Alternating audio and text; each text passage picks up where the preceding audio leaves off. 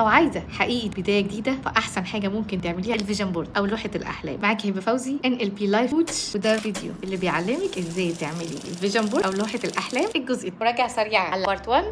عملنا الويل اوف لايف عشان نبص على حياتنا من فوق، نزلنا بالتفاصيل وكتبنا في كل جانب ايه اللي عجبنا وعايزينه يكمل معانا وايه اللي مش عاجبنا وعايزينه يبقى نختار 3 جوانب اللي مش عاجبنا في حياتنا، وبتحط لكل جانب 3 اهداف واضحين محددين، ونختار اهم 5 هدف ونعصرهم نختار اهم 3، ثم بنقرر مين اهم هدف على الاطلاق عشان تعرفي تحدديه. جاوبي على السؤال ايه اللي لو بدات تغيريه دلوقتي حياتك هتتغير 180 درجه، وده اللي هنشتغل عليه النهارده. اكتبي هنا اهم هدف. ليه ده اهم هدف؟ عشان يكون عندك دوافع وتحفيز قوي يساعدك على الاستمراريه للوصول لاهم هدف. ثم هتكتبي امتى هتبداي فيه، امتى هتخلصيه، وهتعمليه فين. ثم بوعد منك ليكي على تحقيق الهدف ده. ما تنسيش تكتبي خلاص. تفتكري خلصنا؟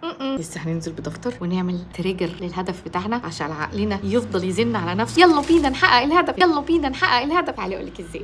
نكتب الهدف اللي احنا حلفنا عليه بس بصيغه المضارع، ونكتب مقوله تفكرنا بيه، ولون بيعبر عنه ويفكرك بيه، واغنيه او صوت او موسيقى تفكرك بالهدف. واهم جزئيه عنصر التخيل، المانيفستيشن، عشان عقلنا يحس ان الهدف ده سهل الوصول اليه، نخليه يتخيل الهدف متحقق. ازاي؟ غمضي عينك وتتخيلي نفسك محققه الهدف، وجاوبي على الاسئله دي. بعد ما حققتي هدفك شايفه ايه؟ افكارك بتقولك ايه؟ وقفتك عامله ازاي؟ مين اللي موجود حواليك؟ واكتبي كل الكلام ده خط جميل عشان ده هيتلزق معانا على الفيجن بورد. نقط الاشكال دي حطها في الفيجن بورد، وممكن نضيف ليها اهم 5 اهداف. دلوقتي نبدا تلزيق الصور. الصور اللي بتولد عندك الاحساس بالاهداف اللي انت حطيتيها. ولو عايزه تعملي اقوى فيجن بورد في حياتك يبقى الحقي حجزي مكانك معانا في ورشه لوحه الاحلام او الفيجن بورد. اكتبي لي سنه جديده وهنبعت لك التفاصيل. بس خلاص.